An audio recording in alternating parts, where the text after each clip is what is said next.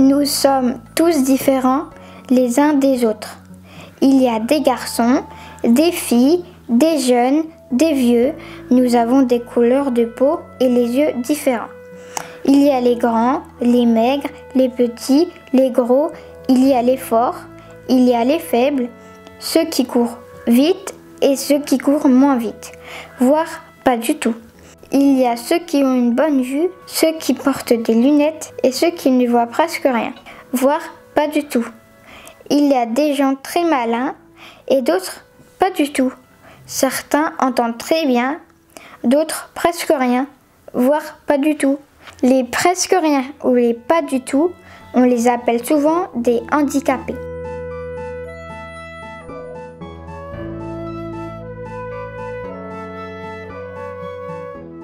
Les presque rien ou les pas du tout, on peut les rencontrer à l'école, au club de sport ou au centre de loisirs.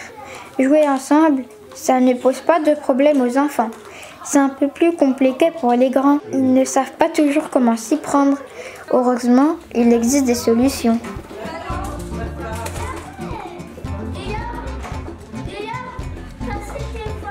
Accueillir des enfants différents dans les accueils de loisirs, c'est évident, c'est important, ça se prépare.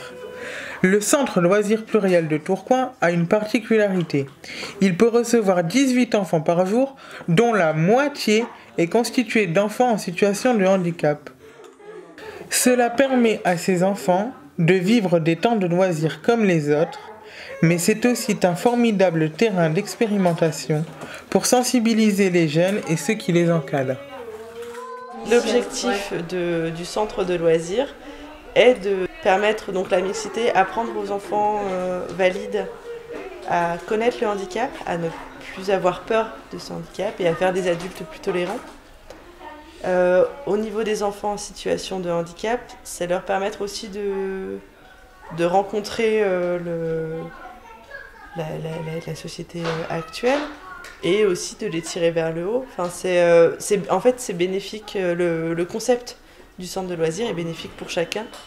Et au niveau des animateurs, c'est aussi leur permettre de voir cette différence. Et chaque animateur qui passe par Loisirs Pluriel va avoir une conception aussi différente de la mise en place d'activités, du handicap et de l'attention à l'autre, au niveau du partage, au niveau de tout ça. Pour bien jouer ensemble, il faut se connaître un peu. Il existe une malle qui est prêtée aux collectivités. Elle s'appelle Tous différents. Elle est remplie de jeux, de livres et d'objets pour aider à comprendre ce qui différencie un tout va bien d'un presque rien. Il y a cherché dans tous les carrières de l'être, pas le moindre grain de alors les outils qui sont dans cette malle peuvent aider à appréhender le handicap et à prendre conscience que même si on est différent, on peut avoir des centres d'intérêt commun, on peut avoir des jeux en commun, on peut partager plein de choses.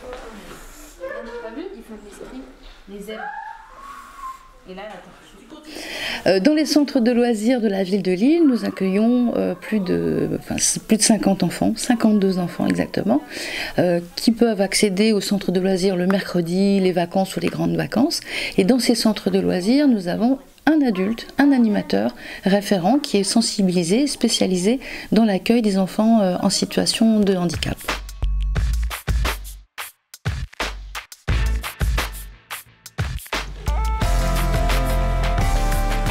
Pour les presque rien et les pas du tout, il y a plusieurs façons de faire du sport. On peut faire du sport avec d'autres personnes ayant un handicap ou, comme Alexis, s'intégrer dans un club de valides. On est 2 tireurs handisport et après le reste c'est des valides. Moi ça me permet de me confronter à d'autres gens en fait, hormis les handis. Le sport est une activité de compétition, alors comment peut-on être tous gagnants à la fois ? Ça permet de progresser, oui, en escrime, parce qu'on se concentre beaucoup plus sur le placement de pointe et non sur notre mouvement à nous. Puis c'est aussi enrichissant de pouvoir partager avec eux en étant dans le fauteuil et en tirant avec eux. On mélange le valide et l'handisport en fait. Bon, pas de problème, ils sont donc tous les deux gagnants.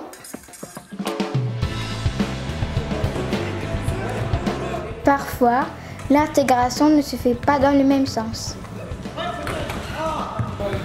Actuellement, cette année, ça va faire ma 7e année que je pratique le basket.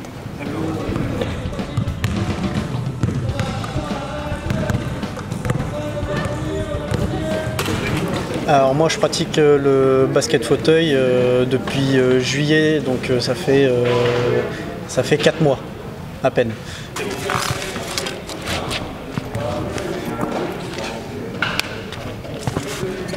Alors effectivement je suis valide et je fais partie d'une équipe avec des personnes atteintes de handicap. La hauteur des paniers est la même. Sauf que oui, en fauteuil c'est plus compliqué.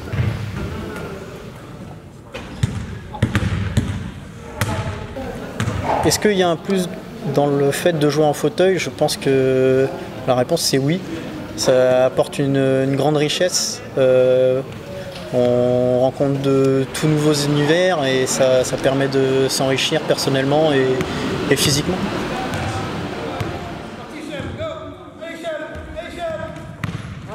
Alors en matière de sport à Lille et d'accueil des enfants en situation de handicap, nous avons une opération qui s'appelle Handivalide, qui se passe une journée au mois de juin, où les enfants handicapés et les enfants valides partagent une journée de sport, toute la journée, où ils découvrent le handisport ensemble. Nous avons aussi 35 possibilités de handisport sur l'île, que tout à chacun peut découvrir comme il le souhaite.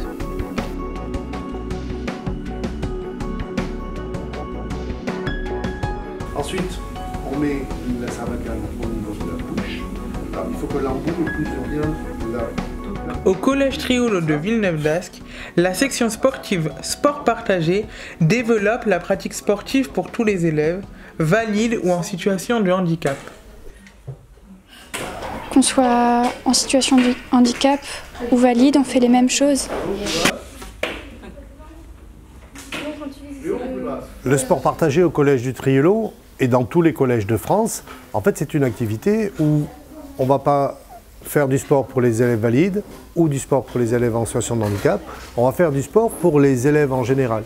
Ils sont ni valides ni en situation de handicap, ils vont faire la même activité tous ensemble. Alors évidemment, on va choisir des activités qui sont accessibles à tous et ils vont faire des compétitions dans ces activités-là pour justement exprimer le meilleur d'eux-mêmes et pour avoir une activité en commun. Faire du sport, une équipe, c'est bien. Quand on est avec des autres, quand on fait du sport ensemble, l'important c'est de participer. De toute façon, entre nous, on ne fait pas de différence. Le fait de faire du sport avec des camarades en situation de handicap, ça m'a permis d'avoir plus de tolérance envers les autres et le respect de chacun. C'est vraiment cool et je me réjouis chaque semaine de faire du sport avec eux. Ça nous montre qu'on est tous différents, mais on est tous égaux. On peut pratiquer des activités ensemble.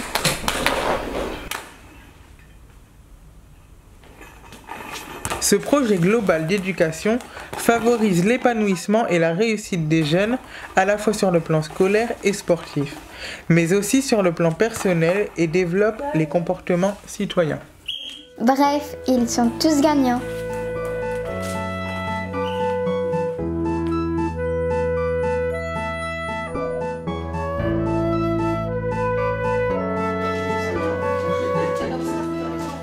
Qui n'a jamais eu envie de faire un petit dessin sur un coin de papier? Pratiquer une activité artistique répond à un besoin de créer que nous avons en nous. Ça procure du plaisir, ça permet de rencontrer du monde, ça permet de ne pas rester enfermé sur soi-même. L'association Épinard de LM Lille est venue ce soir réaliser des fresques grandeur nature avec des jeunes adhérents de LMAC pour créer un décor de spectacle. LMAC, Lille Métropole Art et Culture, est une association qui favorise, entre autres, des rencontres entre des personnes en situation de handicap et des valides pour mener des projets culturels et artistiques en commun. La créativité est une source de plaisir. Le plaisir contribue à l'épanouissement et au bien-être de la personne. Alors à Lille, le musée des Beaux-Arts accueille depuis déjà de nombreuses années des enfants en situation d'autisme afin de leur faire découvrir la culture, les tableaux, les peintres. Et c'est une demi-journée entière à la découverte de la culture. Ils sont aussi avec une classe d'enfants de Villeneuve-d'Ascq. C'est à la fois très ludique et éducatif pour ces enfants qui apprécient la culture différemment.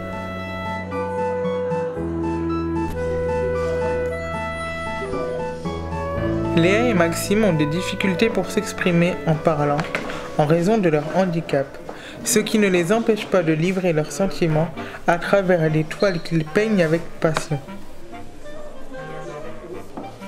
Léa et Maxime font partie des artistes qui ont exposé à la galerie du Portail située à l'UM d'Abadie, à Villeneuve-d'Ascq.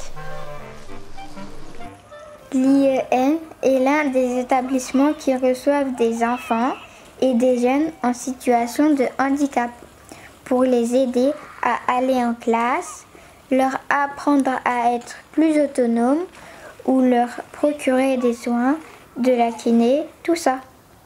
Le projet du Portail, c'est un espace de rencontre qui peut s'apparenter aujourd'hui à un tiers-lieu, dont la mission essentielle, c'est de fabriquer du lien social, de la mixité sociale. Le projet du Portail, il est aujourd'hui partie intégrante de l'IEM Christian d'Abadie. Alors, le pôle agriculture, c'est le premier qui est né dans ce projet du Portail. Dès 2013, on a accueilli sur site des artistes en résidence et on a mis en place des expositions au fil de l'eau chaque année. Ce pôle, c'est véritablement la démocratisation de l'art et de la culture et de faciliter le partage d'émotions et de passions. En conclusion, on peut dire qu'en fait, le Portail, c'est un espace qui permet le faire ensemble pour aboutir sur le vivre ensemble. Et tout le monde est gagnant. Dominique Legrand est une artiste qui a exposé dans la galerie du Portail. Alors, faire venir un artiste au Portail, pour moi, c'est une ouverture pour les enfants, une ouverture vers le monde créatif et une ouverture aussi vers leur monde intérieur, leur monde créatif, leur monde imaginatif, leur monde à l'intelligence imaginative. C'est leur donner la possibilité dans leur vie future d'avoir des outils pour créer, pour dessiner, pour inventer leur propre vie. Qu'est-ce que ça apporte à l'artiste? Qu'est-ce que ça m'a apporté? Une émotion, une vibration, une grande richesse humaine.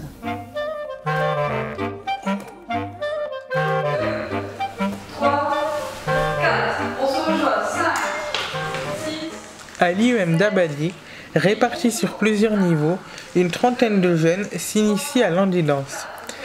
Participant à des concours ou des démonstrations, ces jeunes filles qui ont déjà remporté plusieurs prix voyagent aux quatre coins de la France. Ça permet de s'évader, de penser à autre chose, de rêver, de faire ce qu'on veut et d'inventer des choses et d'être libre en fait. Bonjour, je m'appelle Clara, j'ai 33 ans.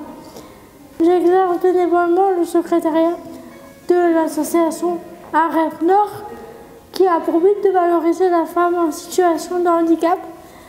Et on organise des shootings photos, des défilés de mode, tout autour de la femme handicapée.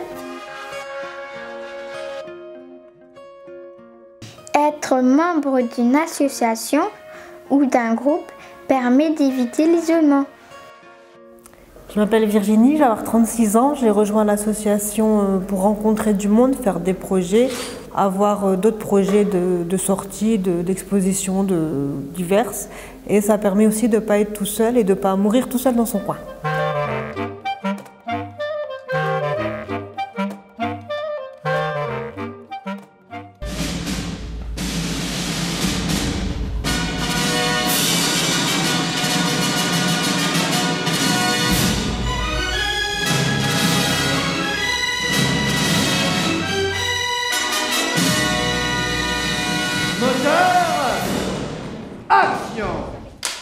Nous avons vu dans les chapitres précédents comment apprendre à mieux se connaître et que tout le monde est gagnant lorsque nous partageons nos différences. Comment aller plus loin? LMAC, Lille Métropole Art et Culture, est l'une des associations qui contribue à changer le regard du public sur la personne en situation de handicap en facilitant la mise en commun des compétences humaines et en mutualisant des moyens techniques. Elle permet aussi aux associations partenaires de développer des partenariats et de favoriser des interactions pour créer une culture d'échange. Il veut dire que LMAC est une association qui permet à des personnes handicapées et valides de mettre en commun leurs qualités artistiques, petites ou grandes, pour réaliser ensemble des événements culturels et pouvoir montrer à tout le monde que nous avons du talent.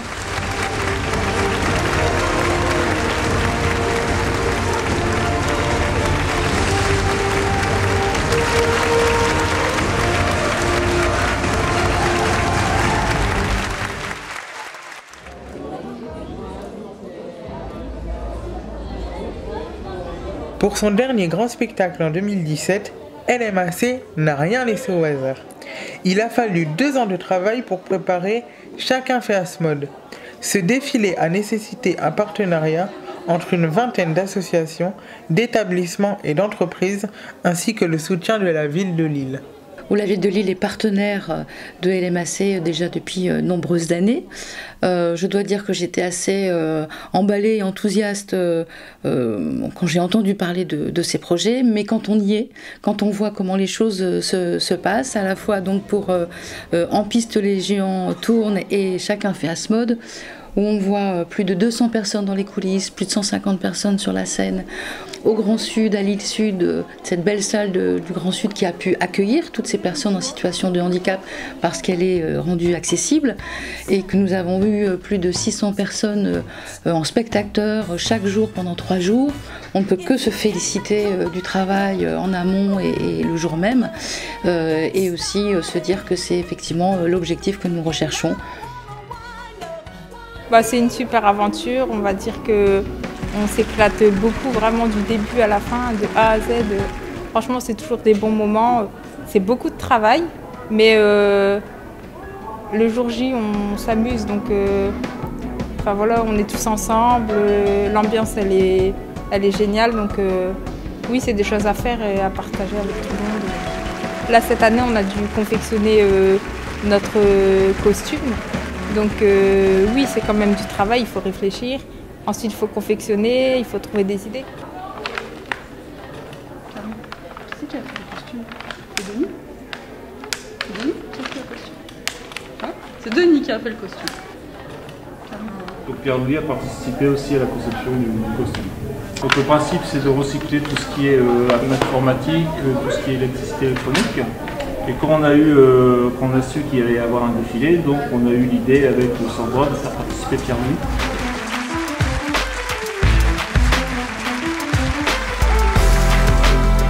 Et c'est beaucoup Florence qui s'est occupée de coudre le papier bulle.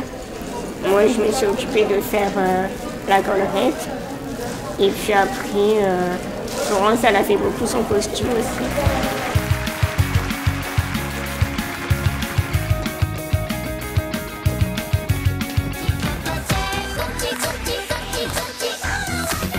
Et ce qui m'a poussé à le faire, c'est montrer un regard autre que le handicap. Montrer qu'on est capable de faire, de concevoir nous-mêmes des costumes. Il y aura de la famille ce soir, heureusement, parce qu'on est pas mal stressé, je pense. Oui, et je crois que ça va nous apporter aussi un soutien et on pourra, je pense... On va être encore plus fiers de ce qu'on a fait. Oui, les rendre fiers de ce qu'on peut réaliser.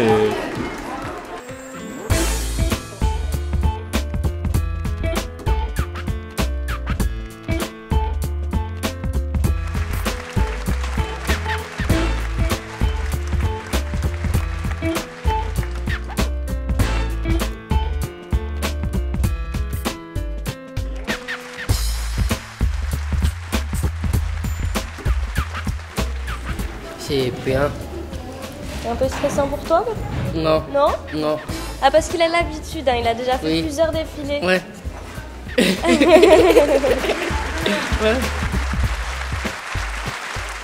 C'est pas un projet qui est mené de façon individuelle, c'est vraiment un collectif et vous allez pouvoir le constater lors de la restitution.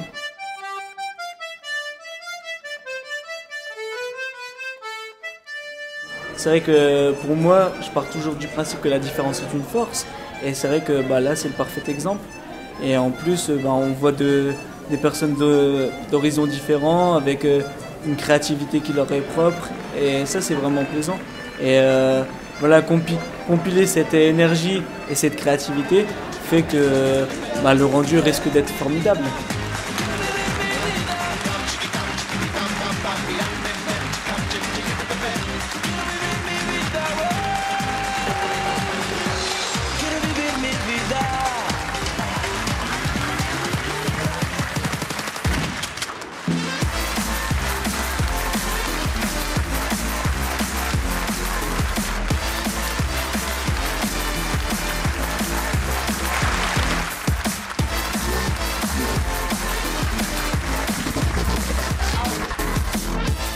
On peut dire que c'est une opération à la fois réussie, qui réunit des personnes valides, des personnes en situation de handicap, et où chacun est ensemble, on dépasse les préjugés, on dépasse les a priori, et c'est vraiment comme ça que nous voulons travailler autour du handicap, puisque un des buts ultimes de notre délégation est bien donner la place de chacun dans la ville et dans la cité.